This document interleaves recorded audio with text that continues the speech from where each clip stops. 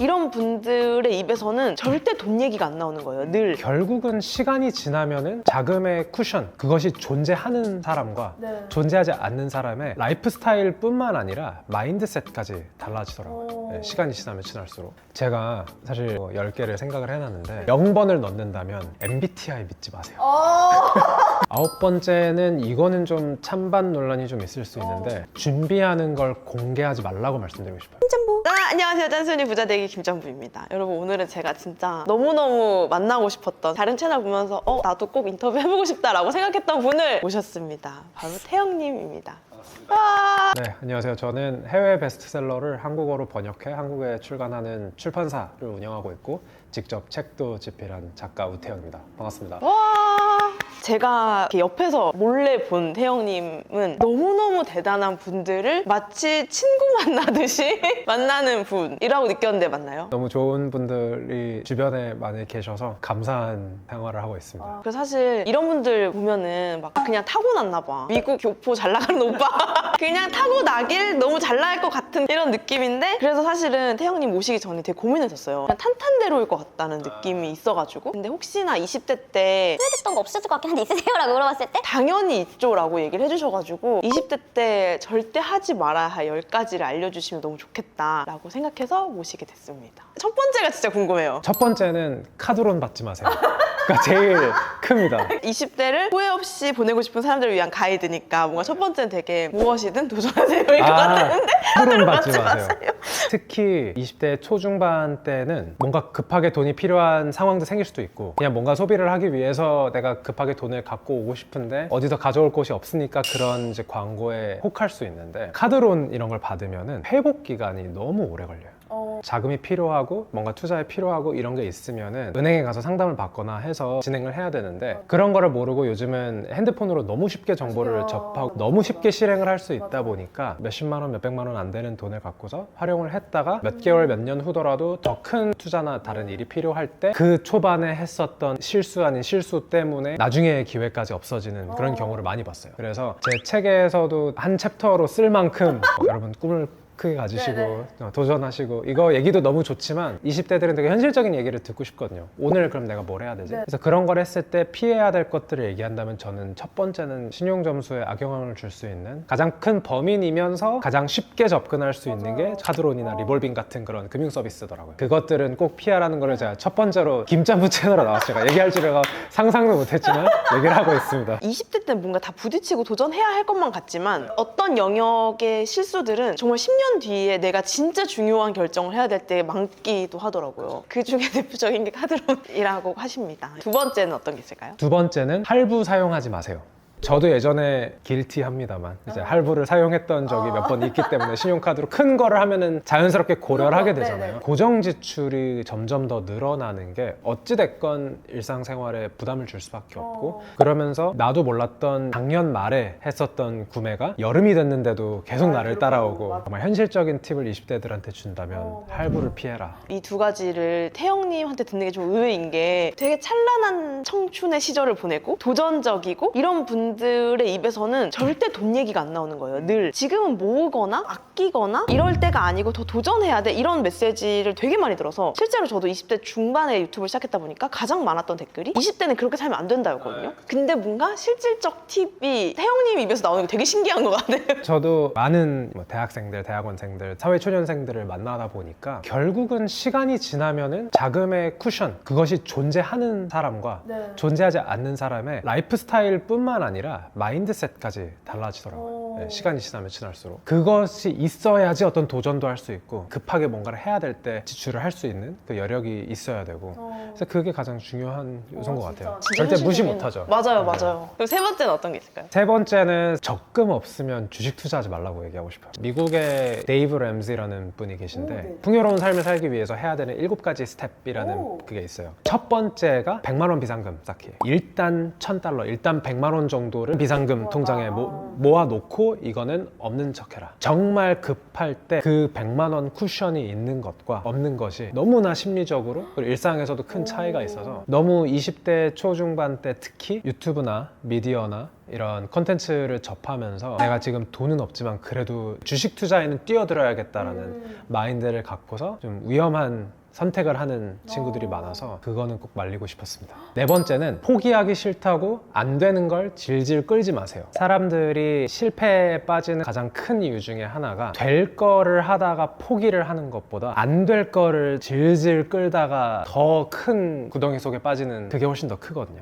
어떤 것에 도전을 할 때 명확하게 나의 기준을 세우는 거죠. 나는 뭐를 했을 때 2년을 해보겠다. 3년을 도전해보겠다. 내가 2026년 12월 31일까지 이걸 하고 결과가 안 나오면은 과감히 접고 다른 걸 해보겠다 라고 하면은 사실 스스로도 명확히 타임라인이 그려지니까 내가 뭘 해야 될지가 선명해져요. 만약에 이거를 못 하더라도 나는 다른 옵션이 있다는 것을 생각할 수가 있죠. 근데 많이들 그거를 못 하세요. 그럴 왜냐? 것 같아요. 내 거니까. 그니까 네. 사랑하잖아요. 내가 만든 건데 맞아. 내가 만든 거를 이거를 포기를 한다는 게 정말 쉽지는 않지만 그래도 앞으로 할 수 있는 거는 너무 많고 시간은 너무 많아요. 20대 초반 중반 친구들한테는 무슨 얘기를 한다면 내가 딱 엔드포인트 마지막 끝에 나이를 정해놓고 2년에 하나씩 도전을 한다면 내 도전 몇 개 남았지? 그러면 그 중에서 제일 먼저 도전은 뭘 해볼까? 이렇게 시작해서 도전을 해보면 그냥 아무 계획 없이 올인했다가 안 되는 거를 계속 끌고 가는 것보다는 나은 삶이 될 거라고 생각합니다.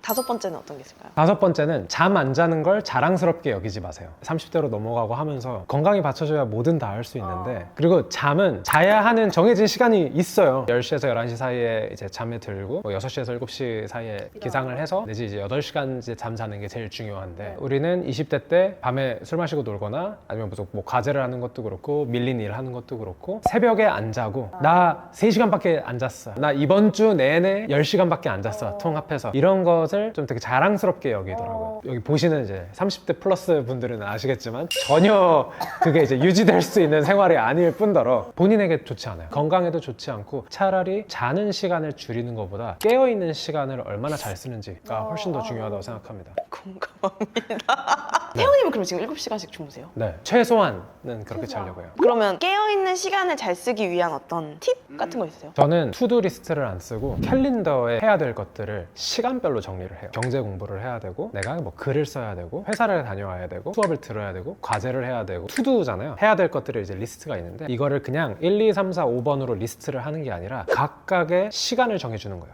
저는 어느 정도냐면 제 달력을 보시면은 지하철 타는 시간도 달력에 넣어놔요. 그래야지 내가 정확하게 몇 시에 어디서 나가야 되고 언제 들어가야 되고를 알기 때문에 그러면은 내가 오늘 뭘 해야 되는지에 대한 불안감이 많이 줄어들어요. 이제 시간을 명확히 정해놓고 오전 7시 반부터 8시 45분까지는 헬스장 갔다 오기 9시에서 뭐 9시 반까지는 뭐 출근하기 이런 식으로 달력을 빼곡하게 채워두면은 내 불안감이 줄어들기도 하고 훨씬 더 많이 할 수 있게 돼요. 제가 사실 뭐 10개를 생각을 해놨는데 0번을 넣는다면 MBTI 믿지 마세요.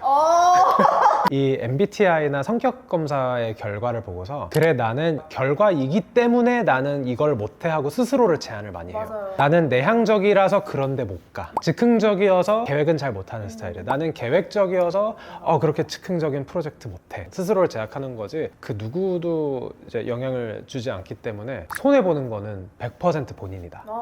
제가 이걸 책에 썼어야 됐는데.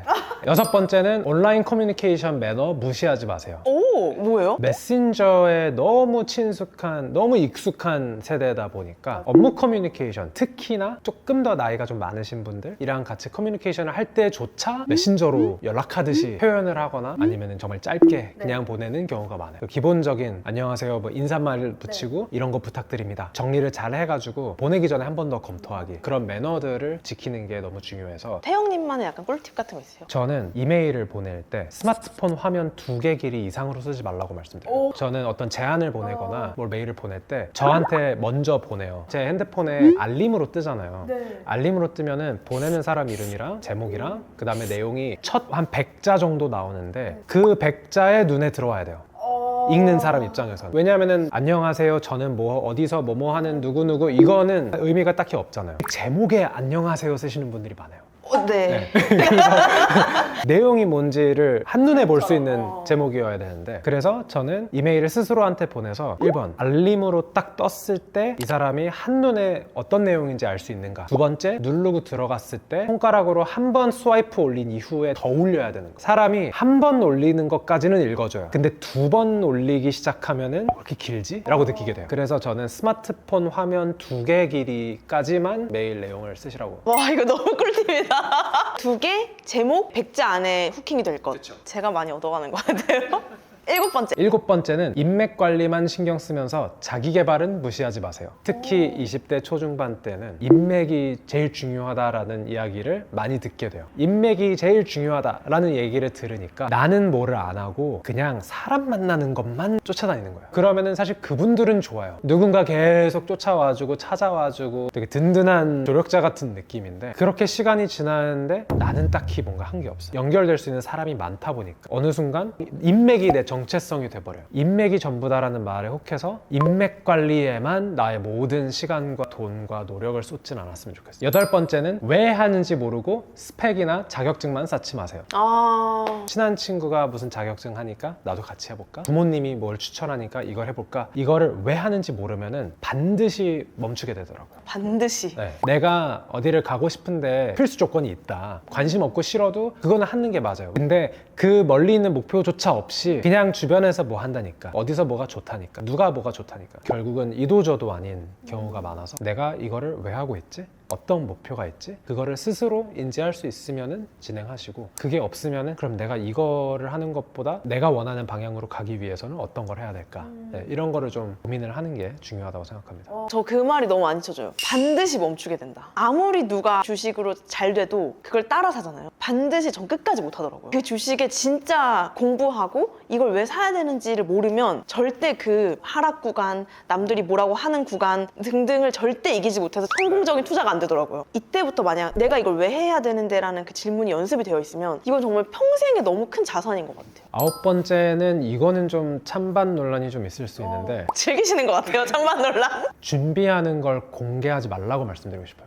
내가 어떤 자격증을 공부한다, 어떤 시험을 공부한다, 대학원을 위해서 준비를 하고 있다, 이직을 준비하고 있다, 도움을 받을 수 있는 특정 멘토나 어떤 이제 공부를 하고 있는 선배한테는 얘기를 해서 지식을 얻을 수 있는데, 너무 공공연하게 저는 올해 뭘 하고 싶고요, 뭘 계획하고 있고요, 뭘 준비하고 싶고요 라고 이야기를 하면은 그게 심리학적으로 마치 그 말을 꺼내는 순간 뇌가 내가 그거를 한 것처럼 착각을 한대요. 정말요? 네, 그래서 심리적으로. 그래서 더더욱 노력을 안 하게 되는 경우가 많대요. 매일 주변 사람들한테 저 헬스장 다닐 거예요 라고 얘기를 하고 다니면은 뇌가 마치 내가 헬스장 다니고 있는 것처럼 착각을 한대요.